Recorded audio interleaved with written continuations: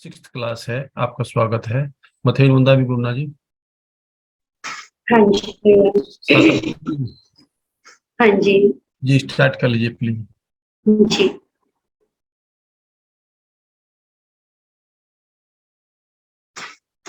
नमो हरिहन्ताणं नमो सेधाणं नमो आयर्याणं नमो वज्रायाणं नमो लोय सब साहुणं नमो हरिहन्ताणं नमो सेधाणं नमो आयर्याणं नमो वज्रायाणं नमो लोय सब साहुणं नमो हरिहन्ताणं नमो सेठाणं नमो आयर्याणं नमो वज्रायाणं नमो लोय सब साहुणं ऐसो पंच नमोकारो सब पावकनाशनं मंगलानं च सावेशं परमं मंगलम् मंगलानं च सावेशं परमं मंगलम्। आत्मज्ञानी सद्गुरुदेव ध्यान योगी युग प्रधानाचार्य भगवान संघ सेतु संघ रत्न पूज्य उपाध्याय भगवान उत्तर भारतीय प्रवर्तिनी श्रमणी सूर्य पूज्य गुणिवर डॉक्टर श्री श्रद्धा जी महाराज साहब परम सेवा भाविक पूज्य गुणिवर श्री शादी महाराज साहब के चरणों में वंदन नमन। जूम सभा में उपस्थित पूजनीय साधु साथ के वृंद को वंदन करते हुए समर वेकेशन के अंदर 25 बोल की छठी कक्षा आज आप सभी के सामने है। आप सभी का स्वागत है।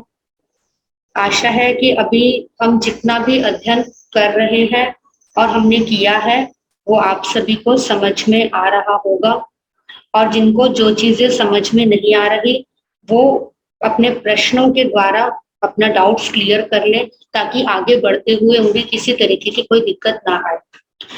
तो आप प्लीज अपने वीडियोस ऑन कर लीजिए। हमने अभी तक 9 बोलों को सुना, 9 बोलों के बारे में समझा, पहले बोल से लेकर 9 बोल तक। पहले बोल में गति 4, दूसरे बोल में जाति 5, तीसरे बोल में काय 6, चौथे बोल में इंद्रियां 5, पांचवें बोल में पर्याप्ति 6, छठे बोल में प्राण 10, सातवां बोल शरीर 5, आठवां बोल शरीर 5 तक हमने अपने बहुत अच्छे से समझ लिया। कल हमारे 2 बोल आए थे, 8वां और 9वां। 8वां बोल योग 15 योगों के बारे में कल हमने जाना था कि मुख्य रूप से 3 प्रकार के योग हैं, मन, वचन और काय। योग यानी आत्म प्रदेशों के साथ मन, वचन और काया का मिलकर हलचल पैदा करना, या ये कहें कि आत्मा के साथ जब मन वचन काया का संयोग होता है, निष्क्रिय आत्मा और निष्क्रिय शरीर का जब आपस में संयोग होता है, तब उनमें जो क्रिया उत्पन्न होती है उस क्रिया का नाम है योग। इसीलिए मुख्य रूप से 3 प्रकार के योग कहे, मन, वचन और काया। और इन 3 योगों के माध्यम से होने वाली क्रिया प्रतिक्रिया के रूप में हमारे सामने 15 प्रकार के योग आए। 4 मन के योग, सत्य मनोयोग, असत्य मनोयोग, मिश्र मनोयोग और व्यवहार मनोयोग। 4 वचन के योग, सत्य वचन योग, असत्य वचन योग, मिश्र वचन योग और व्यवहार वचन योग, जिनमें से सत्य मनोयोग और सत्य वचन योग, व्यवहार मनोयोग और व्यवहार वचन योग, इनका प्रयोग हम कर सकते हैं। ये हमारे लिए क्या है? ग्रहणीय है, सेवनीय है, आदरणीय है, यानी हमें इनका प्रयोग करना चाहिए। लेकिन मिश्र मनोयोग और मिश्र वचन योग, व्यवहार मनोयोग और व्यवहार वचन, सॉरी मिश्र और असत्य, असत्य मनोयोग वचन योग और मिश्र वचन योग मनोयोग, इनका हमें त्याग करना चाहिए, इनसे हमें बचना चाहिए, इनका प्रयोग हमें नहीं करना चाहिए। तो ये इस प्रकार से हमारे मनोयोग और वचन के योग हैं। इसके बाद काया के योग आए, 7 काया के योग, जिनमें से औदारिक और औदारिक का मिश्र काय योग। औदारिक सिंगल है तो औदारिक काय का योग होगा, औदारिक के साथ कार्बन प्लस है, कार्बन का मिश्रण है तो औदारिक मिश्र काय योग होगा। व्याक्रिय काय योग यानी व्याक्रिय शरीर से जो सिंगल क्रिया हो रही है वो व्याक्रिय काय योग। व्याक्रिय शरीर के साथ यदि कार्बन शरीर प्लस कार्बन शरीर का मिश्रण है या फिर व्याक्रिय के साथ औदारिक का मिश्रण है तो उस समय व्याक्रिय मिश्र काय योग। इसी तरीके से आहारक शरीर अगर अकेला क्रिया कर रहा है तो आहारक काय योग, और आहारक के साथ औदारिक का मिश्रण है तो आहारक प्लस औदारिक इज इक्वल टू आहारक मिश्र काय योग। और कार्बन काय योग, कार्बन काय योग अकेला ही होता है, क्योंकि कार्बन जिस काय का योग अकेला तब होता है जिस समय जीव एक गति से दूसरी गति में जाता है। उस समय कार्बन शरीर के आधार पर ही वो दूसरी गति में जाकर जन्म लेता है, तो वो है कार्बन काय योग या फिर केवली समुद्घात के समय। तो यहाँ तक हमने 9वां बोल और उसके बाद 8वां बोल और उसके बाद आया 9वां बोल उपयोग 12, 5 ज्ञान, 3 अज्ञान और 4 दर्शन। आत्मा का अपना लक्षण, आत्मा का अपना गुण है उपयोग गुण। आत्मा अपनी चेतना शक्ति का जब प्रयोग करता है तो उसका नाम है उपयोग। और वो जो उपयोग गुण है वो 12 प्रकार का है, जिनमें से हमने जाना 5 ज्ञान, मति ज्ञान, श्रुत ज्ञान, अवधि ज्ञान, मन पर्यव ज्ञान और केवल ज्ञान। अवधि ज्ञान तक के 3 ज्ञान आज के समय में भी उपलब्ध हैं, मन पर्यव ज्ञान और केवल ज्ञान आज के समय में उपलब्ध नहीं है। इसी प्रकार से 3 अज्ञान, मति अज्ञान, श्रुत अज्ञान और विभंग ज्ञान या अवधि अज्ञान। जिस समय पर सम्यक दर्शन ही मिथ्यात्व दशा है तब तक हमारा जो ज्ञान है वो अज्ञान के रूप में होता है, ज्ञान नहीं होता, अज्ञान होता है। जैसे किसी को अगर पीलिया हो गया तो पीलिया होने पर उसे दिखाई तो सब कुछ देता है, लेकिन जब तक पीलिया है तब तक उसे पीला दिखाई देगा। अगर किसी ने आंखों पर ब्लैक स्पेक्स लगाए हुए हैं या फिर येलो स्पेक्स या रेड स्पेक्स, जिस भी कलर के स्पेक्स लगाए हुए हैं, उसको बाहर वैसा ही दिखाई देगा, लेकिन जिस कलर का आंखों पर पर्दा है वैसा दिखाई देगा। इसी तरीके से हमारा ज्ञान तो रहेगा, पर जब तक सम्यक दर्शन नहीं है तब तक वो ज्ञान अज्ञान के रूप में ही रहेगा। तो ये हो गए 3 अज्ञान और फिर 4 दर्शन, चक्षु दर्शन, अचक्षु दर्शन, अवधि दर्शन और केवल दर्शन। ज्ञान और दर्शन दोनों साथ साथ रहते हैं। ये हुए हमारे 9 उपयोग, 12 उपयोग यानी 9 बोल हमारे यहाँ तक हमने समझ लिए। इसके बाद हमारे सामने 10वां बोल आता है कर्म 8। 10वां बोल कर्म 8, 8 प्रकार के कर्म। आप में से बहुत से लोग कर्म से परिचित होंगे कि कर्म क्या है। अक्सर हम अपनी बोलचाल की भाषा में भी बोलते हैं कि बिना मतलब हमारे कर्म का बंध हो गया, ये ऐसा ही कर्म का उदय है, कर्म के कारण मेरे साथ ऐसा हो गया, कर्म ने मुझे इतना परेशान करके रख दिया, कर्म हमें नचा रहे हैं, एटसेट्रा। हम कितनी तरीके की बातें करते हैं कर्म को लेकर, लेकिन वास्तव में कर्म आखिर है क्या? कर्म क्या कोई व्यक्ति है, कोई भगवान है कर्म, या फिर कर्म कोई एक पावर है, कोई शक्ति है, कोई एनर्जी है, या भगवान का कोई दूत है? आखिर कर्म है क्या? जो लोग कर्म को समझते भी नहीं वो भी कर्म का नाम सुन सुनकर आपस में बातचीत करते हुए यही कहते हैं कि कर्म से ऐसा हो गया, कर्म से वैसा हो गया, हमें अच्छे कर्म करने चाहिए, हमें बुरे कर्म नहीं करने चाहिए, अच्छे कर्मों का फल अच्छा, बुरे कर्मों का फल बुरा। ये सारी बहुत तरीके की बातें हम लोग करते हैं, लेकिन कर्म क्या है? देखिए, हमने एक मकान बनवाना है, आप सबको इस चीज का बहुत एक्सपीरियंस है। आपने मकान बनवाना है, किसी को आपने ऑर्डर दिया कि मुझे इस तरीके का मकान चाहिए, आपने उसे मैप दे दिया और साथ में आपने उससे बोला कि मैं आपको मटेरियल दूंगा, जैसा मैं मटेरियल दूंगा तुम उस हिसाब से मकान बनाते जाना। अब आपने उसको दे दिया काम और मटेरियल आप लाकर उस व्यक्ति को दे रही हैं और वो आपका मकान तैयार कर रहा है। अब बताइए कि जब वो मकान बनकर तैयार होगा तो आप क्या कहेंगे? मकान किसने बनाया? आपने बनाया। कहेंगे तो यही, जब हम पार्टी करेंगे, घर का मुहूर्त करेंगे तो हम क्या कहेंगे कि देखो मैंने कितना बढ़िया मकान बनाया। मकान किसने? हमने बनाया। क्यों कहा हमने? क्योंकि जो भी जैसा भी वो बना वो सब हमारे कहने से बना, हमने जैसा चाहा वैसा बना। भले ही वो किसने बनाया, मिस्त्री ने बनाया, लेकिन हम कहेंगे कि हमने बनाया। अब दूसरी बात, आपने जैसा मटेरियल लेकर आए, जैसा उसको दिया ठेकेदार को, उसने वैसा मटेरियल यूज किया और आपका मकान बनाया। अगर आपने बहुत बढ़िया क्वालिटी का मटेरियल लाकर दिया तो आपका मकान कैसा बनेगा? बहुत मजबूत बनेगा, बढ़िया बनेगा। अगर आपने घटिया क्वालिटी का उसको सामान दिया तो आपका मकान भी कमजोर बनेगा, हल्की क्वालिटी वाला बनेगा। इसका मतलब वो जो मकान है उसका बनना या ना बनना केवल मिस्त्री के ऊपर डिपेंड नहीं करता। आप उसको रॉ मटेरियल कैसा देते हैं, आप उसको कैसा सामान ला कर देते हैं, उसके ऊपर डिपेंड करता है।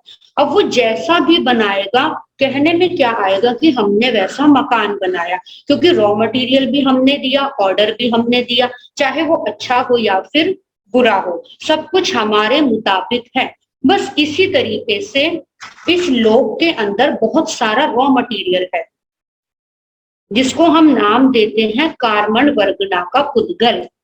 कार्बन वर्गना के पुद्गल, आपको याद होगा एक दिन हमने बात करी थी कि पुद्गल की अलग अलग वेराइटीज हैं। पुद्गल एक तरीके का नहीं, बहुत सारी वेराइटीज का है। तो जो पुद्गल है, या आप ये समझ लो पदार्थ है या फिर एटम जिसको हम साइंस में कहते हैं, वो बहुत टाइप्स का है, बहुत सारी वेराइटीज हैं। तो इस लोक के अंदर एक एक वैरायटी का पुद्गल होता है जिसका नाम होता है कार्बन वर्गना। अब वो जो कार्बन वर्गना है, वो पुद्गलों का क्या काम है कि आप उनको जैसा रॉ मटेरियल लाकर दोगे, रॉ मटेरियल कौन सा? दूसरा, हमारे भावों का, हमारे विचारों का, हमारे कार्यों का, हमारी क्रियाओं का, जैसा आप उसको सामान दोगे वैसा वो जो कार्बन वर्गना का पुद्गल है आपका आपके उस सामान से, आपके उस रॉ मटेरियल से आपके कर्म रूपी मकान को तैयार करेगा। तीन चीजें हो गई ना। वो जो हमारा मिस्त्री था वो कौन है इस समय पर? कार्बन वर्गना का पुद्गल। और जो हमारा रॉ मटेरियल था वो है हमारे भाव। हमारे भावों के अनुसार कार्बन वर्गना का पुद्गल हमारे कर्म रूपी मकान को तैयार करता है। कैसे करता है? जैसे ही हमने कोई भाव किया, जैसे ही कोई विचार किया, अब वो इतना अलर्ट है वो पुद्गल कि हमारा विचार होते ही तुरंत अट्रैक्ट होता है। ये जो प्रोसेस है, ये कोई इसको संभालने वाला नहीं कि वो भगवान ऐसा कह रहा है कि यहाँ यहाँ से पकड़ो इसके भावों को और जाकर इसके साथ ये बंध जाओ, ऐसा कुछ नहीं। ये जो प्रोसेस है ये बिल्कुल नेचुरल है, ये प्रोसेस बिल्कुल साइंटिफिक है और ऑटोमेटिक है, ऑटोमेटिकली ऐसा होता है। तो जैसे ही हम भाव करते हैं, जिस भी समय में, पल, सेकंड, क्षण, मिनट, ये तो बहुत लंबी चीजें हैं। समय सबसे छोटे से छोटा समय है जिसे हम पकड़ नहीं सकते। तो जिस समय हमारा कोई भाव हुआ, हम उसको पकड़ भी नहीं पाएंगे, उतनी देर में वो कार्बन वर्गना का पुद्गल उस भाव को पकड़ता है और हमारी आत्मा के साथ जाकर चिपक जाता है। जैसे ही वो आत्मा के साथ जाकर चिपका, वैसे ही वो कार्बन वर्गना का पुद्गल क्या बन गया? कर्म बन गया। अब वो पुद्गल नहीं कहलाएगा, अब वो क्या कहलाएगा? कर्म कहलाएगा। जैसे आपने ईंटें खरीद कर लाए, मकान बनाने के लिए सीमेंट लेकर आए, बदरपुर लेकर आए, रेत लाए, जो भी चीजें लेकर आए, जब तक वो अलग अलग रखी हुई है तब तक आप उन्हें उनके नाम से जानेंगे। ये ईंट है, ये बजरी है, अलग अलग उनके नामों से। लेकिन जैसे ही उससे मकान बन गया तो क्या आप अब किसी को दिखाएंगे तो ये थोड़ी कहेंगे देखो इसकी ये ईंट है, देखो इसमें ये सीमेंट है, देखो ये पेंट, ऐसा नहीं ना। वो पूरा एक मकान कहलाएगा, पूरा एक भवन कहलाएगा। इसी तरीके से जो कार्बन वर्गना का पुद्गल है, वो जैसे ही हमारी आत्मा के साथ आकर चिपकता है तभी उसका नाम बन जाता है कर्म। अब वो कर्म बन गया। अब वो जो कर्म बना है, जब वो कर्म बना था तब हमने उसके अंदर ये सारी चीजें लिख दी थी कि ये कर्म इतने टाइम के बाद आकर मुझे ये फल देगा। ये कर्म मैंने जैसा भाव किया, हमने जैसा भाव किया, अच्छा भाव किया, तो मुझे इस कर्म का अच्छा फल मिलेगा। कई बार क्या होता है, हमने किसी के बारे में कुछ बुरा सोचा, कुछ बुरा विचार आया, चल रहे हैं रास्ते में और चलते चलते कुछ गलत किसी के बारे में सोचते हैं और सोचते सोचते अचानक हमें ठोकर लगती है, हम गिर जाते हैं। क्या हुआ? हमने जैसे ही सोचा, थोड़ा सा भाव किया था, थोड़ी सी चोट लग गई, यानी तुरंत हमारे कर्म का फल आ गया। कई बार वर्षों वर्षों के बाद कोई कर्म उदय में आता है, कई बार भवों भवों के बाद में उदय में आता है। हर कर्म का अपना एक टाइम पीरियड होता है, तो वो टाइम पीरियड भी जैसे ही हमारा कर्म बना तुरंत डिसाइड हो जाता है कि ये कर्म इतने टाइम के बाद फल देगा। और वो अच्छा फल देगा या बुरा फल देगा वो भी डिसाइड होगा। कैसे डिसाइड होगा? कि हमने कैसे भाव दिए, हमने रॉ मटेरियल कैसा दिया, उसको बढ़िया क्वालिटी का दिया या हल्की क्वालिटी का दिया। जैसा रॉ मटेरियल दिया वैसा ही हमारा कर्म बनेगा। तो सुख देगा या दुख देगा वो हमारे भावों के ऊपर डिपेंड करता है कि हमने कैसे भाव किए थे। फिर उसके बाद वो लंबे टाइम तक देता रहेगा या बहुत ज्यादा मात्रा में देगा, पूरे शरीर में वेदना आएगी, पूरे शरीर में दुख आएगा, या फिर एक छोटी सी जगह पर कोई फुंसी होकर फिर वो निकल जाएगा। एक छोटी सी फुंसी का दर्द पूरे शरीर में होगा या पूरे शरीर में बुखार होगा लेकिन हल्का हल्का दर्द रहेगा। ऐसा होता है ना, अक्सर सबके साथ होता है कि कई बार पूरे शरीर में पेन होता है लेकिन थोड़ा थोड़ा मीठा मीठा सा दर्द होता रहता है। और कई बार एक छोटी सी जगह पे, पर्टिकुलर एक जगह पर हमें जरा सी फुंसी होती है या फिर एक दाना होता है या कोई प्रॉब्लम होती है और पूरे शरीर में उसकी वेदना होती है। तो वो डिपेंड करता है कि हमने भाव कैसे किए थे, हमने कर्म कैसे किए थे, तो उस कर्म के हिसाब से हमारा वो फल आता है। तो ये इसका नाम है हमारा कर्म। जैसे हम भाव करते हैं वैसे कर्म का बंध हो जाता है। तो कर्म आपको समझ में आ गया होगा कि कर्म क्या है। अब ये जो कर्म है इसको 8 भागों में बांटा है। 10वें बोल के अंदर कर्म को 8 भागों में बांटा। क्योंकि 8 भागों में क्यों बांटा? एक ही भाग में भी हम कर्म को बांट सकते थे, कर्म कहने से भी हमें बात समझ में आ जाती, लेकिन उसको इसलिए बांटा क्योंकि कर्म कहने से बात तो समझ में आ गई कि कर्म क्या है, पर हमारे विचार तो बहुत तरीके के होते हैं ना। हम कब अलग अलग तरीके के काम करते हैं, कभी हम किसी ज्ञानी की यशात्मा करते हैं, कभी हम किसी को परेशान करते हैं, कभी हम कोई सुख देने का काम करते हैं, हम अलग अलग तरीके के काम करते हैं। तो जितनी तरीके की हमारी क्रियाएं होती हैं उन सबको मिक्स करके 8 भागों में बांट दिया कि 8 कैटेगरीज दे दी, 8 स्टोर्स अलग अलग बांट दिए कि अगर इस क्वालिटी वाले काम करोगे तो ये वाला कर्म बंधेगा, ऐसे काम करोगे तो ये वाला कर्म बंधेगा। तो इस तरीके से कर्मों को 8 भागों में बांटा, 8 टाइप्स ऑफ कर्मा। तो ये है कर्म के 8 भेद।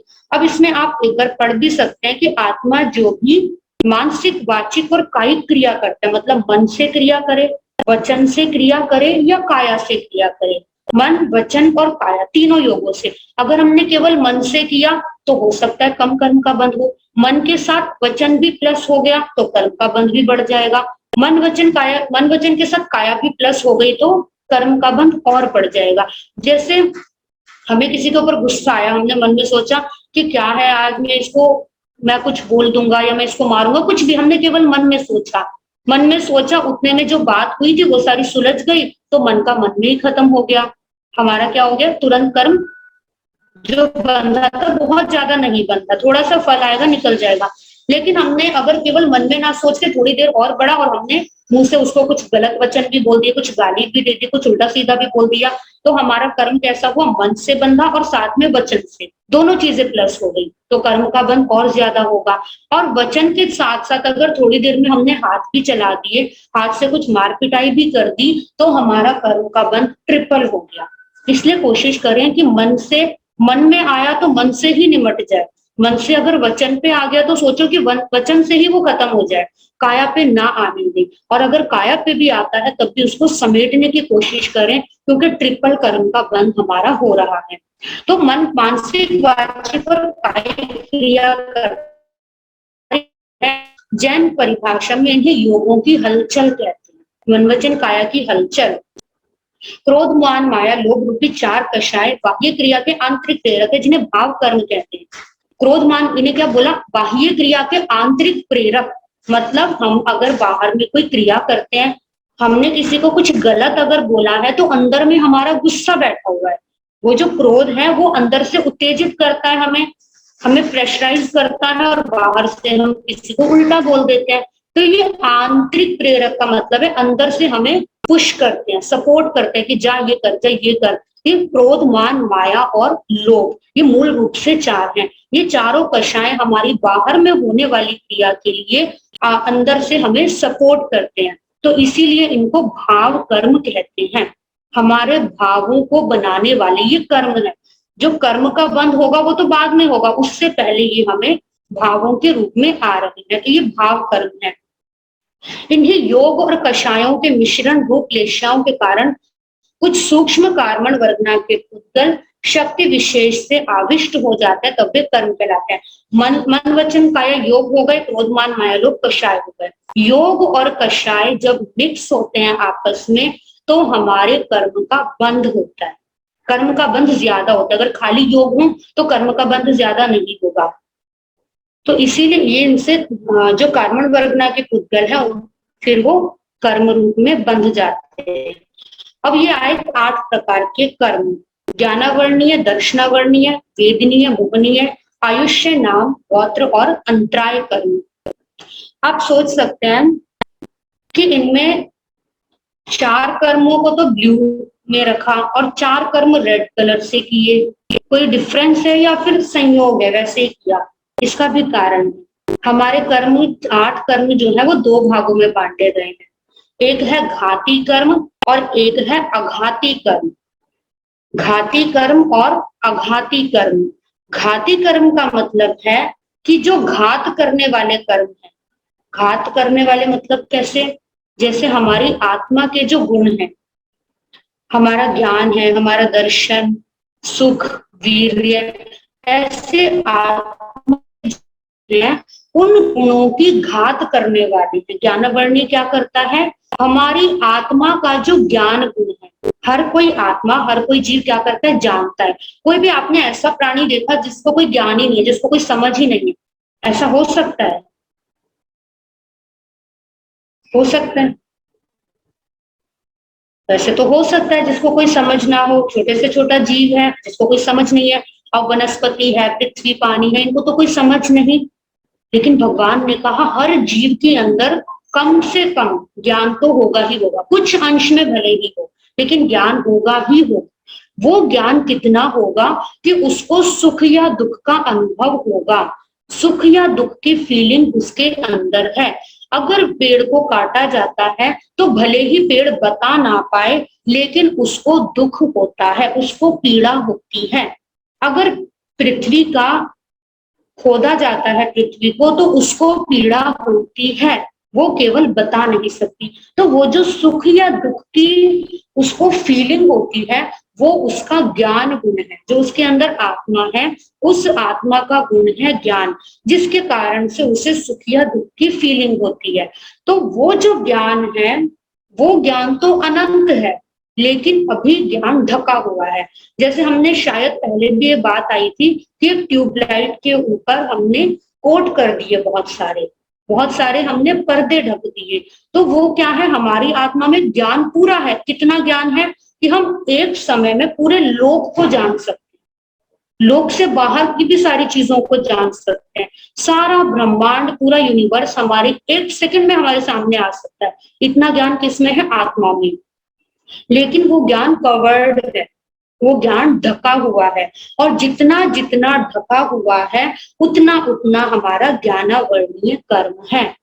जितना ज्ञानावर्णीय कर्म है उतनी हमारे ज्ञान का प्रकाश ढका हुआ है। तो इसका नाम है ज्ञानावर्णीय कर्म। ये क्या हुआ? हमारा जो आत्मा का ज्ञान गुण था उसकी क्या हो गई? घात हो गई। आत्मा का ज्ञान गुण ढक गया ना, वो पूरा खुल नहीं पा रहा, इसीलिए इसको बोला घाती कर्म। अभी केवल परिभाषा समझ लेंगे, फिर हम एक एक में लेंगे। घाती कर्म यानी जो आत्मा के गुणों की घात करते हैं, और अघाती कर्म यानी जो आत्मा के गुणों की घात नहीं करते, जो कि केवल बाहर के शारीरिक स्तर पर होते हैं। आत्मा के गुणों की घात जिनसे नहीं होती उनको कहा अघाती कर्म। अब देखिए, जो ज्ञानवर्णीय कर्म हमने समझा कि हमारे ज्ञान को ढकता है जब हम किसी ज्ञानी व्यक्ति की अशाधना करते हैं। अब जैसे कई बार बच्चों को क्या आदत होती है कि कहीं पर गए, कोई गुरु देखे या फिर कोई ऐसे महापुरुष देखे, या फिर क्या अक्सर क्या करते हैं, टीचर्स हैं, हमारे टीचर्स हमें ज्ञान देते हैं, हमारे लिए तो वो हमारे गुरु हैं, पर बच्चों को क्या आदत होती है कि टीचर्स की हंसी उड़ाते हैं, टीचर्स का मजाक बनाते हैं। हो सकता है किसी में कोई कमी हो, या फिर उनका पढ़ाने का तरीका, या बहुत सारी चीजें हो सकती है, तो हम लोग क्या करते हैं, उसका मजाक उड़ाते हैं, देखो वो टीचर ऐसा है, वो टीचर ऐसा है। लेकिन वो गलत है। वो गलत क्यों है? क्योंकि वो हमारे गुरु हैं, वो हमें ज्ञान देते हैं, चाहे वो कोई भी ज्ञान दे। अगर वो हमें ज्ञान देते हैं और हम उनका मजाक उड़ाते हैं तो हमारे ज्ञानावर्णीय कर्म का बंद होता है, हमें ज्ञान उतना प्राप्त नहीं होगा, हमारी नॉलेज उतनी नहीं होगी जितनी की होनी चाहिए। इसीलिए हमेशा अपने गुरुओं का सम्मान करना चाहिए। मदर फादर हो घर में, घर के बड़े हो, हमारे धर्म गुरु हो, या हमारे स्कूल में टीचर्स हो, जिनसे भी हमने कुछ भी सीखा है, चाहे वो हमसे छोटा ही क्यों ना हो, हमेशा हमें उसका सम्मान करना चाहिए, उसकी रिस्पेक्ट करनी चाहिए। अगर हम उसका सम्मान नहीं करते तो हमारा जो ज्ञान है वो ढक जाता है, वो कवर हो जाता है, और हमारे ज्ञानावर्णीय कर्म का बंद होता है। यह ज्ञानावर्णीय कर्म। और इसी प्रकार से आता है दर्शनावर्णीय कर्म। दर्शनावर्णीय कर्म का मतलब है दर्शन के ऊपर आवरण। दर्शन आवरणीय, दर्शन आवरणीय, ज्ञान यानी जानना, दर्शन यानी देखना। जो हमने 5 ज्ञान और 4 दर्शन पढ़े थे, उनमें से अगर 4 दर्शनों के ऊपर आवरण है, 4 दर्शनों की शक्ति के ऊपर आवरण डला हुआ है, पर्दा डला हुआ है, इसका मतलब हमारा दर्शनावर्णीय कर्म उतना ज्यादा है। अगर किसी के ज्ञान में कमी है तो उसका मतलब ज्ञानावर्णीय ज्यादा है। जैसे अक्सर क्या होता है कि हम कोई बुक पढ़ते हैं और बुक पढ़ते पढ़ते हमें समझ में नहीं आती, ऐसा बच्चों के साथ भी होता है, बड़ों के साथ भी होता है। नहीं समझ में आया, एक चैप्टर पढ़ लिया तो हम क्या करते हैं, हम बोरे हो गए, समझ में तो कुछ आ नहीं रहा, क्या पढ़ना, छोड़ दो, छोड़ दिया। लेकिन अगर मम्मी पापा ने बोला, टीचर ने बोला एक बार फिर से रीड करके आना, फिर से पढ़ के देखना, तो हमने कहने से दोबारा पढ़ लिया। अब उसी चैप्टर को जब हमने सेकंड टाइम पढ़ा तो हमें समझ में आ गया। फिर हमें क्या लगता है, ये तो पहले समझ ही नहीं आया था, मैंने तो पहले पढ़ा था। और टीचर्स क्या बोलते हैं कि देखो मैंने कहा था ना, तुमने ध्यान से नहीं पढ़ा, इसीलिए तुम्हें समझ नहीं आया। अब ध्यान से पढ़ा तो समझ आया ना। इसका मतलब क्या हुआ कि पहले हमने ध्यान से नहीं पढ़ा था, पहले भी हमने ध्यान से पढ़ा था, लेकिन पहले हमारा ज्ञानावर्णीय कर्म ज्यादा था। वो जब हमने फर्स्ट टाइम पढ़ा तो वो जो ज्ञानावर्णीय कर्म का पूरा कोट था, उसमें से एक लेयर हट गई, एक लेयर हट गई, तो सेकंड टाइम जब हमने पढ़ा तो हमें ज्यादा अच्छे से समझ में आ गया। इसीलिए अगर एक बार में ना समझ जाए तो उसको छोड़ना नहीं है, दूसरी बार पढ़ना है, तीसरी बार पढ़ना है, चौथी बार पढ़ना है। तो जितनी बार हम उसको अध्ययन करते हैं, जितनी बार हम पढ़ते हैं, या जितनी बार हम सुनते हैं, उतना ज्यादा हमें बार बार समझ में आता है और हमारा ज्ञानावर्णीय या दर्शनावर्णीय कर्म समाप्त होता है। हमारी इंद्रियों की जो शक्ति है, 5 इंद्रियां जो हमने सीखी थी, उनकी शक्ति, किसी को सुनाई नहीं देता, या किसी को सुनकर ज्यादा समझ नहीं आता, किसी को देखने में प्रॉब्लम होती है, किसी की स्मेलिंग पावर वीक होती है, किसी की रसना टेस्टिंग पावर कम होती है, टेस्ट करने की शक्ति उसकी कम होती है, उसे जल्दी से पता ही नहीं चलता। हम तो मजाक बनाते हैं ना, किसी पता ही नहीं चलता कि टेस्ट क्या है, लेकिन उसकी वो पावर कम है। किसी की टचिंग पावर वीक है। तो ये जो इंद्रियों की शक्ति कम है, उसका कारण है ज्ञानावर्णीय और दर्शनावर्णीय कर्म। जितना जितना हम स्वाध्याय करते हैं, जितना जितना हम प्रैक्टिस करते हैं, जितना हमारा अभ्यास होता है, उतना ज्यादा हमारा ज्ञानावर्णीय कर्म और दर्शनावर्णीय कर्म खत्म होता हुआ चला जाता है, धीरे धीरे करके कम होता जाता है। तो इसी तरीके से ये ज्ञानावर्णीय कर्म हुआ, दर्शनावर्णीय कर्म हुआ। फिर तीसरा आता है वेदनीय कर्म। वेदनीय यानी वेदना। वेदनीय कर्म तो सबके पास है, तो सारे कर्म, लेकिन वेदनीय कर्म सबसे इजी है, सबसे जल्दी समझ में आता है। वेदनीय कर्म का मतलब है जिस कर्म से हमें सुख मिलता है या दुख मिलता है। जिस कर्म से हमें सुख प्राप्त होता है या दुख प्राप्त होता है, वो कर्म है वेदनीय कर्म। आपको घर में बहुत अच्छी सुविधा मिली, आपके पास कोई कमी नहीं है, सारा सुविधा का माहौल है, सुख का माहौल है, सारा परिवार बड़ा अच्छा है, इसका मतलब आपने वेदनीय कर्म अच्छा बांधा है, आपका साता वेदनीय कर्म का उदय है। अगर शरीर में परेशानी है, बिना कारण कभी कुछ बीमारी लगी रहती है, परिवार में इस तरीके की सिचुएशंस रहती हैं कि बहुत परेशान रहते हैं, दुखी रहते हैं, घर में दुख का माहौल है, हमें पल पल किसी ना किसी प्रकार का दुख मिलता रहता है, इसका मतलब हमने असाता वेदनीय कर्म बहुत ज्यादा बांधा हुआ है। साता वेदनीय है या असाता वेदनीय, लेकिन वेदनीय कर्म का मतलब है सुख या दुख देने वाला एक माध्यम। जिस कर्म के माध्यम से अगर हम किसी के साथ अच्छा करते हैं, किसी को हम सुख पहुंचाने का काम करते हैं, अगर हमारा हेल्पिंग नेचर है, अपनी तरफ से हमारी कोशिश रहती है केवल इंसानों के लिए ही नहीं, छोटे से छोटे जीव के लिए भी, चाहे वो एक चींटी ही क्यों ना हो, चाहे वो एक मच्छर ही क्यों ना हो, चाहे वो पृथ्वी पानी वनस्पति का जीव ही क्यों ना हो, चाहे घर में आने वाले खटमल, मक्खी, मच्छर, चूहे, बिल्ली, ये प्राणी ही क्यों ना हो, अगर हम किसी भी कारण से इनको दुख देते हैं, हमने मच्छरों को मारा या फिर हमने कोई चूहों को मारने वाली दवाई डाली, चूहों को मारने की दवाई डाली, मच्छरों को रैकेट से मार दिया या मच्छर किसी और दवाइयों से मार दिया, खटमलों को मार दिया, हिट कर दिया, ये जितने भी तरीके के हमने प्रयोग किए, हमारे कारण उन प्राणियों को परेशानी हुई, दुख हुआ, तकलीफ हुई, तो हमारा कर्म कौन सा बंधेगा? साता वेदनीय बंधेगा? नहीं, हमारा भी असाता वेदनीय बनेगा। हम जैसा देंगे वैसा हमें मिलेगा, तो हमने दुख दिया तो दुख मिलेगा। और अगर हम किसी की हेल्प करते हैं, किसी को अपने कारण से किसी को परेशान नहीं करते, किसी को दुख नहीं देते, तो हमारे साता वेदनीय कर्म का बंध होगा, मतलब हमें भी बदले में सुख ही मिलेगा। इसलिए कहते हैं ना, सुख दिया सुख होत है, दुख दिया दुख होत। तो जैसा देंगे वैसा हमें मिलेगा, वो है वेदनीय कर्म। फिर चौथा है मोहनीय कर्म। मोहनीय कर्म का मतलब क्या है? जिसे हम कई बार कर्मों का राजा बोलते हैं कि मोहनीय कर्म के कारण ही सब कुछ है। मोहनीय कर्म हमारे अंदर जितने भी कषाय हैं, पहली बात मिथ्यात्व, दूसरी बात कषाय।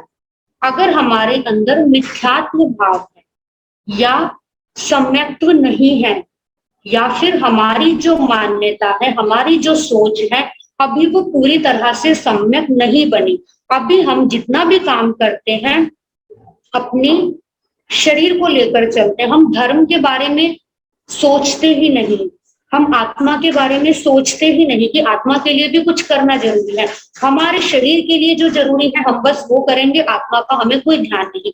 अगर हमारी सोच ऐसी है, इसका मतलब मोहनीय कर्म अभी है, मोहनीय कर्म अभी बहुत मात्रा में है। क्रोध है, पल पल छोटी छोटी बात पर हमें बिना कारण क्रोध आता है, छोटी सी चीज मिलते ही हमारे अंदर अहंकार आ जाता है, हम अपनी बात पूरी करवाने के लिए या अपना काम निकलवाने के लिए दूसरे को धोखा देने में भी कोई संकोच नहीं करते, माया करते हैं, छल कपट करते हैं, या फिर हम लोग लालच में फंसे रहते हैं, लालच को पूरा करने के लिए कोई भी चीज देखते हैं, नहीं देखते हैं तो हमारे अंदर लालसा आती है, उसे पाने की इच्छा होती है, तो इसका मतलब अभी मोहनीय कर्म बहुत ज्यादा है। इसलिए हमें अगर अपने मोहनीय कर्म को खत्म करना है, हमें उसको दूर करना है, तो हमें पहले छोटी छोटी चीजों से भी शुरुआत करनी होगी, हमें अपनी अटैचमेंट को कम करना होगा। जितनी ज्यादा अटैचमेंट है उतना ज्यादा मोहनीय कर्म है। हमारे अंदर शेयरिंग होनी चाहिए कि अगर हमारे पास कोई चीज है और हमसे ज्यादा किसी दूसरे को जरूरत है, तो बचपन से ही बच्चों को ये सिखाया जाए कि आप जिसको जरूरत है वो उसको मिले, केवल आपकी है ऐसा नहीं, वो चीज जिसके लिए यूजफुल हो उसे मिलनी चाहिए। आपकी इतनी अटैचमेंट उसमें ना हो कि उसके बिना, उसके अभाव में दूसरे व्यक्ति का बड़े से बड़ा नुकसान लग जाए, उसके प्राणों पर बन जाए, पर आप अपनी चीज नहीं दे सकते, ऐसी अटैचमेंट नहीं होनी चाहिए। हमें अपने गुस्से पर कंट्रोल करना आना चाहिए, हमारे अंदर अहंकार ना हो, विनय का भाव हो, हम धोखाधड़ी करने से, बेईमानी करने से बचें, तो इस तरीके का अगर हमारा प्रयास रहता है तो समझो आप मोहनीय कर्म को कम करने का प्रयास कर रहे हैं। अगर हम कोई कुछ भी काम करते हैं तो मन में ये रहे कि केवल शरीर को मुख्यता देकर नहीं, हमें अपनी आत्मा के बारे में भी सोचना है कि आत्मा के लिए भी क्या जरूरी है, क्या हम आत्मा के लिए कुछ कर रहे हैं, क्या हमारे आत्मा का कल्याण इससे होगा, या आत्मा हमारी और ज्यादा गलत गति में जाएगी, दुर्गति में जाएगी, हमारी आत्मा के जन्म मरण बढ़ेंगे, ऐसा काम हमें नहीं करना।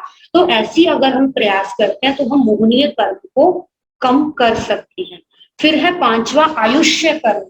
आयुष्य कर्म यानी हमारा गति, जिससे हमारी गति निर्धारित होती है। अगले भव में हमें कौन सी गति में जाना है, हमें अगले भव में कौन सी जाति पानी है, 5 जातियों में से कौन सी जाति, 4 गतियों में से कौन सी गति, कितनी आयु हमारे अगले भव में होगी। जो हमने पहले दिन समझा था कि हमारे आयुष्य कर्म का बंध हम कब करते हैं, 2/3 बीतने पर, 1/3 बचने पर। तो वो है हमारा आयुष्य कर्म। इस आयुष्य कर्म के बल पर ही हम इस जन्म में टिके हुए हैं, और अगले जन्म का जो आयुष्य कर्म है वो इस जन्म में बांध कर तभी हम अगले जन्म में जाते हैं।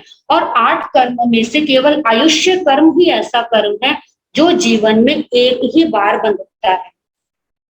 इकट्ठा तो होता रहता है लेकिन बंधता एक ही बार है, ये आयुष्य कर्म है।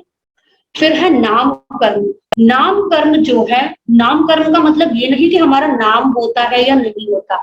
नाम कर्म का मतलब है कि हमारे शरीर की पूरी संरचना किसके ऊपर निर्भर करती है। शरीर में कितना बड़ा है, कितना छोटा है, मोटा है, पतला है, हमारी चाल कैसी है, हमारी बोली कैसी है, हमारे शरीर का वर्ण कैसा है, ये जितनी भी हमारे शरीर की संरचना है वो सब हमारी नाम कर्म के ऊपर डिपेंड करती है। कोई सुंदर है तो उसने अच्छे नाम, शुभ नाम कर्म का बंध किया है, कोई कुरूप है तो उसने अशुभ नाम कर्म का बंध किया है। तो ये सारा नाम कर्म के ऊपर डिपेंड करता है, यानी शरीर का ढांचा। फिर है गोत्र कर्म। गोत्र कर्म यानी हमें समाज में सम्मान मिलता है या दुत्कार मिलती है, ये गोत्र कर्म के ऊपर निर्भर करता है। उच्च गोत्र है तो हमें समाज में मान सम्मान मिलेगा, आदर सूचक वचनों से हमें पुकारा जाएगा, हमें हर जगह पर रिस्पेक्ट मिलेगी। और अगर हमने नीच गोत्र कर्म का बंध किया है तो हर जगह हमें दुत्कार मिलेगी, हमारे साथ असम्माननीय व्यवहार होगा, हमें कहीं पर भी रिस्पेक्ट नहीं मिलेगी। तो ये गोत्र कर्म है, उच्च गोत्र या नीच गोत्र। फिर है अंतराय कर्म। अंतराय कर्म यानी हमारे कामों में, हमारे कार्यों में किस प्रकार से विघ्न पैदा होते हैं। अगर हम स्वाध्याय करने बैठे हैं, स्वाध्याय करने का मन भी बना लिया, करने भी बैठ गए, फिर भी कुछ ना कुछ अड़चन आ गई, तो इसका मतलब अंतराय कर्म बीच में आ गया। या फिर ये सोच सकते हैं कि आप स्वाध्याय करना चाहते हैं, फॉर एग्जाम्पल आप स्वाध्याय करना चाहते हैं, करने बैठ भी गए लेकिन फिर भी आपका मन उसमें लग ही नहीं रहा, आप चाहते भी हैं, करने की पूरी कोशिश भी है, फिर भी आप चाहते हुए भी उतना नहीं कर पा रहे जितना कि आप चाहते हैं। इसका मतलब आपका वो अंतराय कर्म का उदय है। अंतराय कर्म यानी हमारी जो वीर्य है, हमारी जो शक्ति है, आत्मा की जो शक्ति है, वो अगर आत्मा में हम नहीं लगा पा रहे, इसका मतलब अंतराय कर्म का उदय चल रहा है। और जितनी हमारी बाहर में शक्ति लगती है वो भी आत्मा की शक्ति है, पर उसका यूज तब होगा जबकि हम उसको आत्मा के अंदर लगाएंगे। तो ये है अंतराय कर्म। अब इन 8 कर्मों में से ज्ञानावर्णीय, दर्शनावर्णीय, मोहनीय और अंतराय, ये जो 4 कर्म है ये घाती कर्म है। ज्ञानावर्णीय से आत्मा के ज्ञान गुण की घात होती है, आत्मा का ज्ञान गुण ढकता है। दर्शनावर्णीय कर्म से आत्मा का दर्शन गुण ढकता है। जो हमने कल बात करी थी ना, सामान्य रूप से देखने में हमें दिक्कत है या विशेष जानकारी करने में हमें परेशानी आ रही है, ये ज्ञानावर्णीय और दर्शनावर्णीय है। फिर मोहनीय कर्म जो है वो हमारी आत्मा के गुणों की घात कैसे कर रहा है, क्रोध, मान, माया रूप पा रहे हैं, जिससे कि जो आत्मा के अंदर अनंत सुख का गुण है वो गुण हमारा काम नहीं कर पा रहा। हमें सुख किसमें लग रहा है, शरीर में लग रहा है, हमें सुख बाहरी जगत में लग रहा है, भौगोलिक चीजों में लगता है, इसका मतलब मोहनीय कर्म है। ये हमारे आत्मा के सुख गुण को घात करने वाला है। और अंतराय कर्म यानी आत्मा की जो अनंत शक्ति, अनंत वीर्य है, उस गुण को घात करता है, उस शक्ति को आत्मा में लगने नहीं देता। इसीलिए इन चार कर्मों को घाती कर्म कहा। वेदीय आयुष्य, नाम और गोत्र कर्म, इन चार कर्मों को अघाती कर्म कहा। क्योंकि वेदनीय कर्म क्या है? शरीर के सुख दुख से संबंधित है, आत्मा से इसमें कोई संबंध नहीं। शरीर में सुख या दुख जो आएगा वो वेदनीय कर्म है, इसीलिए आत्मा का इससे कोई लेना देना नहीं, आत्मा के गुणों का कोई मतलब नहीं, इसलिए ये अघाती कर्म है। आयुष्य कर्म क्या करता है? आत्मा के गुण से कोई मतलब नहीं, केवल उसको जो शरीर मिलना है वो निर्धारित करता है कि कौन सी गति में जाएगा, अगला भव उसका कौन सा होगा, कितने समय तक वहां पर रहेगा। नाम कर्म शरीर का ढांचा तैयार करता है। गोत्र कर्म शरीर की जिस शरीर में है, जिस भव में है, वहां पर मान सम्मान मिलता है या नहीं मिलता, ये तय करता है। इसलिए ये चारों कर्म अघाती कर्म है। अगर घाती कर्म समाप्त होंगे तो अघाती भी होंगे ही होंगे। आयुष्य, नाम और गोत्र कर्म केवल हम एक भव का बांधते हैं, मतलब इस जन्म में हम केवल अगले जन्म का आयुष्य, नाम, गोत्र बांधेंगे, आगे के जन्मों तक नहीं चलता। आयुष्य, नाम और गोत्र कर्म केवल अगले भव तक ही चलता है। पर वेदनीय कर्म और पांचों जो कर्म है बाकी के, वो भवो भव तक हमारे चलते रहते हैं। तो जैसे ही ये चार घाती कर्म खत्म होते हैं तो चार अघाती कर्म भी अपने आप ही खत्म हो जाते हैं, उसके लिए प्रयास करना नहीं पड़ता। यह कर्म 8। अब इसमें हम इसको एक एक की उपमा से भी समझ लेते हैं, जिससे हमें बहुत आसानी से समझ में आ जाएगा। देखिए, जो हमने घाती कर्म अभी पढ़ा, आत्मा के मूल गुण ज्ञान, दर्शन, चारित्र और शक्ति रूप आत्म गुणों की घात करने वाले, और अघाती कर्म आत्म गुणों के बजाय गति, जाति, शरीर, आयु, सुख दुख आदि का कारण बनने वाले, ये घाती और अघाती है। अब जो घाती कर्म है, ज्ञानावर्णीय अनंत ज्ञान की घात करता है, दर्शनावर्णीय अनंत दर्शन की घात करता है, मोहनीय अनंत चारित्र या अनंत सुख की घात करता है, और अंतराय कर्म अनंत वीर्य की घात करता है। आयुष्य कर्म ये सिद्धों की अपेक्षा से भी, आयुष्य कर्म अटल अवगाहना की जो सिद्धों की अटल अवगाहना, मतलब कि हमारे जो शरीर की स्थिति है वो एक जैसी रहे। अभी क्या हमारी बदलती रहती है, क्योंकि हमारा आयुष्य कर्म बदलता जा रहा है। अमूर्त, हमारी आत्मा जो है वो अमूर्त है, पर हमें शरीर मिला किसके कारण? नाम कर्म के कारण। गोत्र हमारा अगुरु लघु को रखता है, यानी इसको डीप में जानने की जरूरत नहीं है, बस इतना है कि आत्मा में ना आत्मा भारी है ना हल्की है, ना बड़ी है ना छोटी है, लेकिन गोत्र कर्म के कारण उसे छोटा या बड़े रूप में जाना जाता है। हमारी आत्मा में अव्ययभाव सुख है, अनंत सुख है, लेकिन वेदनीय कर्म के कारण हम शरीर के सुख दुख को महत्व देते हैं। अब देखिए, जो ज्ञानावर्णीय कर्म है उसकी ये स्थिति है, ये जो आपको पिक्चर दिख रही है, एक व्यक्ति के ऊपर आंखों पर पट्टी बांधी हुई है। वो व्यक्ति देख सकता है बिल्कुल ठीक है, लेकिन जैसे उसकी आंखों पे पट्टी बंदी होने से उसे कुछ भी दिखाई नहीं देता, वैसे ही हमारी आंखों पर ज्ञानावर्णीय कर्म की पट्टी अगर बंधी है तो हम ज्ञान प्राप्त नहीं कर पाते। यानी ज्ञानावर्णीय कर्म आंख पर बंधी हुई पट्टी के समान है। दर्शनावर्णीय कर्म, दर्शनावर्णीय कर्म जो है वो द्वारपाल के समान है। जैसे राजा का द्वारपाल राजा से मिलने नहीं देता, बीच में आकर रुकावट बन जाता है, ऐसे ही दर्शनावर्णीय कर्म आत्मा का दर्शन नहीं होने देता। हम जब जब ध्यान साधना में बैठते हैं हमें लगता है कि बस आत्मा का अनुभव आ गया, वहीं पर आकर रुक जाते हैं, वो दर्शनावर्णीय कर्म हमारा सामने आ जाता है। तो ये दर्शनावर्णीय कर्म द्वारपाल। वेदनीय कर्म जो है हमारा साता वेदनीय दो रूपों में है। ये हमारा एक ऐसी तलवार के समान है जिसके ऊपर शहद लिपटा हुआ है। शहद लिपटी हुई तलवार को अगर आप चाटने का प्रयास करते हैं, मुख में लेने का प्रयास करते हैं, तो आपको दोनों तरीके के अनुभव आते हैं।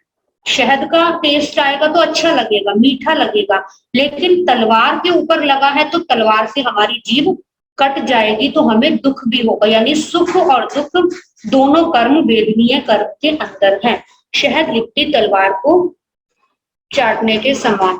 फिर है मोहनीय कर्म। मोहनीय कर्म हमारा दर्शन मोहनीय और चरित्र मोहनीय दो रूपों में है। वो हमने डीप में लिया नहीं, केवल इतना समझ रहे हैं कि दर्शन मोहनीय यानी हमारी श्रद्धा को खराब करता है, हमारी श्रद्धा विपरीत कुदेवों में लगाता है, कुगुरु में लगाता है, कुधर्म पर लगाता है। और चारित्र मोहनीय क्रोध मान माया लोग के अंदर हमें फंसाता है। तो जैसे कोई मदिरा पान करता है, कोई शराब का सेवन करता है, तो उसके नशे में उसे कुछ भी दिखाई नहीं देता, कुछ भी अच्छे बुरे की समझ नहीं रहती। इसी तरीके से कर्म का तो समझ ही नहीं पाते, हमें विवेक नहीं होता कि क्या सही है और क्या गलत है। ये है मोहनीय कर्म। मोहनीय फिर आता है आयुष्य कर्म। आयुष्य कर्म जेल के समान है। जैसे जब तक हमारी सजा पूरी नहीं होगी तब तक जेल में कैदी को बंद रहना पड़ेगा, वो कुछ भी करके बाहर नहीं निकल सकता। इसी प्रकार से जब तक आयुष्य कर्म है, जितने काल का उतने काल तक इस शरीर के अंदर रहना ही पड़ता है। कोई कितना भी आत्महत्या का प्रयास कर ले, लेकिन वो उस शरीर से नहीं छूट सकता जब तक कि उसका आयुष्य कर्म समाप्त नहीं होता। फिर है नाम कर्म। जैसे एक चित्रकार अलग अलग प्रकार की चित्र बनाता है, अलग अलग प्रकार की पेंटिंग्स बनाता है, उसी प्रकार से ये नाम कर्म हमें अलग अलग तरीके के शरीर देता है, अलग अलग तरीके की हमारी आकृतियों का निर्माण करता है। तो नाम कर्म एक चित्रकार के समान है। अलग अलग प्रकार के शरीर, वर्ण, इंद्रियां, मनुष्य, पशुओं की विभिन्न आकृतियां, हमारे शरीर में कितनी हड्डियां हैं, उनका कैसा बंध है, ये सब कुछ चित्रकार के समान नाम कर्म निर्धारित करता है। इसी तरीके से गोत्र कर्म, जैसे एक कुम्हार होता है, कुम्हार जो होता है वो घड़े बनाता है। उन घड़ों में कोई घड़े शराब रखने के काम आते हैं और कोई घड़े मक्खन रखने के काम आते हैं। किसी घड़े में दूध रखा जाता है, किसी घड़े में दही रखी जाती है, किसी घड़े को शमशान में प्रयोग किया जाता है। तो हर घड़े का अपना अपना प्रयोग होता है। तो कुंभकार जैसे अलग अलग प्रकार के घड़े बनाता है, उसे अलग अलग प्रयोजन में लिया जाता है। इसी प्रकार से गोत्र कर्म के कारण से, गोत्र कर्म के द्वारा कहीं पर हमें सम्मान मिलता है और कहीं पर हमें दुत्कार मिलती है। फिर है अंतराय कर्म। जैसे कोई भंडारी हम अगर किसी याचक को दक्षिणा दे रहा है, उसको तृप्त करना चाहता है, लेकिन बीच में आकर कोई व्यक्ति उसे देने से रोक देता है। देने वाला भी तैयार है, लेने वाला भी तैयार है, लेकिन बीच में अचानक कोई विघ्न आकर उसे रोक देता है। वैसे हमारा अंतराय कर्म है। हम अपनी शक्ति को अंदर लगाना चाहते हैं, पर अंतराय कर्म बीच में आकर उस शक्ति में विघ्न डाल देता है। तो ये इस प्रकार से अंतराय कर्म है।